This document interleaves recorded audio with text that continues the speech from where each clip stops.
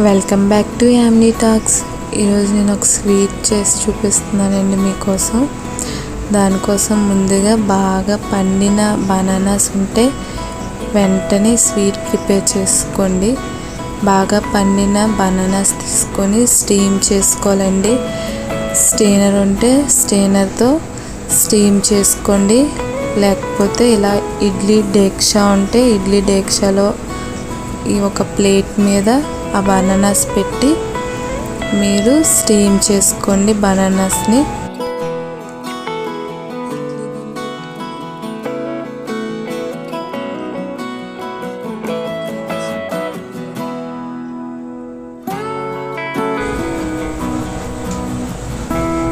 Idli plate మీద పండిన ఆ బనానాస్ పెట్టుకొని మూత పెట్టుకొని ఒక 5 minutes కుక్ చేసుకోండి.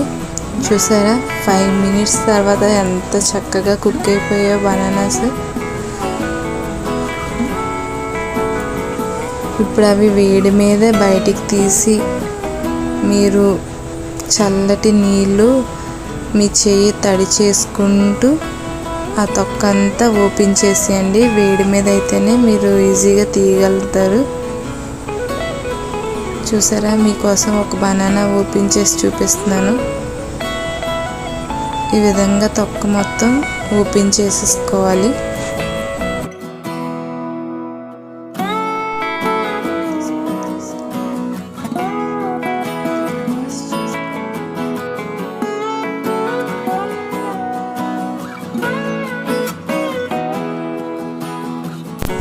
చిన్న బౌల్ పెట్టి అందులో ఒక గ్లాస్ వాటర్ వేయండి.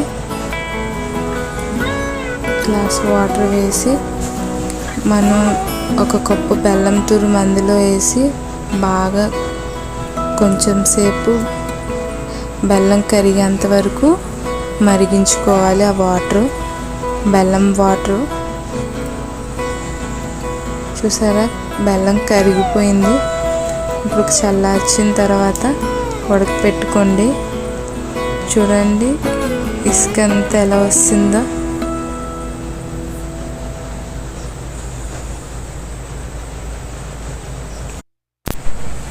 ఇప్పుడు ఒక కళాయి పెట్టుకొని అందులో విశాఖ డైరీ నెయ్యి అందులో కొంచెం వేసుకోండి. డ్రై ఫ్రూట్స్ డ్రై రోస్ట్ చేయడానికి సరిపడా కొంచెం నెయ్యి వేసుకోండి. కొంచెం బాదం, జీడిపప్పు,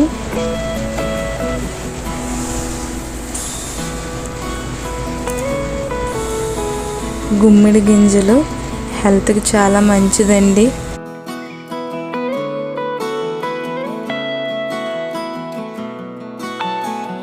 పిల్లలకి చాలా మంచిది. ఈ రెసిపీ పిల్లలకి తప్పకుండా పెట్టండి.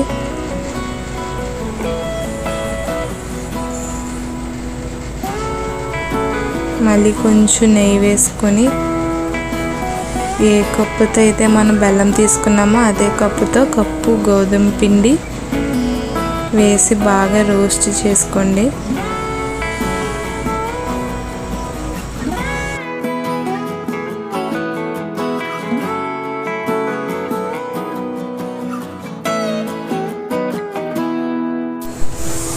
అందులో కొంచెం 2 ఇలాచీ దంచి ఆ పొడి అందులో వేసి కొంచెం ఇంకా బాగా రోస్ట్ చేసుకోండి.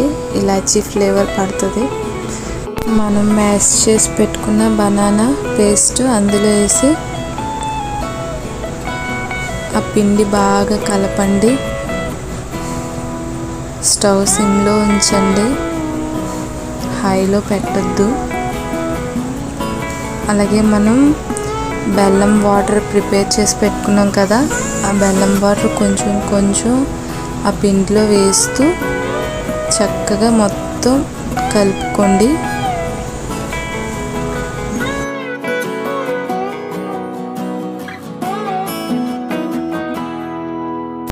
ఇలా ఈ విధంగా మొత్తం కలిసిపోయిన తర్వాత మళ్ళీ కొంచెం నెయ్యి అందులో వేసి ఆ పిండి బాగా కలపండి.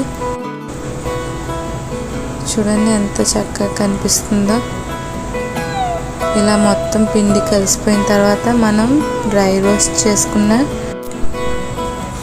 డ్రై ఫ్రూట్స్ ఆ హల్వాలో వేసి చక్కగా మిక్స్ చేసుకోండి. చూడండి, ఆ మిక్స్ చేస్తుంటేనే హల్వా ఎంత కలర్ఫుల్గా కనిపిస్తుంది, చూస్తుంటే తినేయాలనిపిస్తుంది కదా. అందుకే ఆలస్యం చేయకుండా నేను చెప్పిన విధానంగా ట్రై చేయండి. ఇలా ఒక కేక్ గిన్నె తీసుకొని కేక్ గిన్నెలో నెయ్యి రాసి ఆ హల్వా మొత్తం ఆ కేక్ గిన్నెలోకి తీసుకొని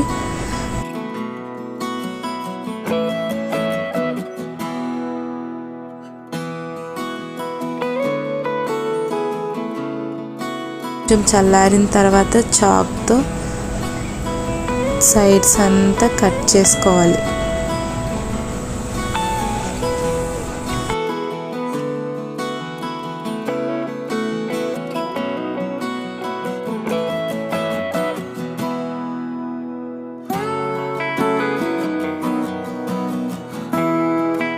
ఇప్పుడు ఒక చాక్ తీసుకొని చాక్తో మీకు నచ్చిన విధంగా పీసెస్ లాగా కట్ చేసుకోండి.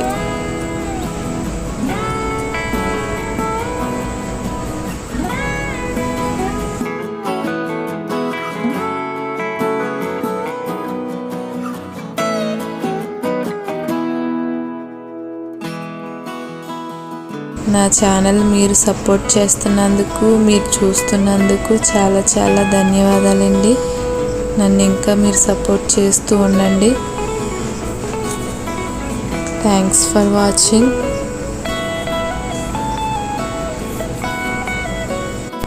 Please subscribe my channel.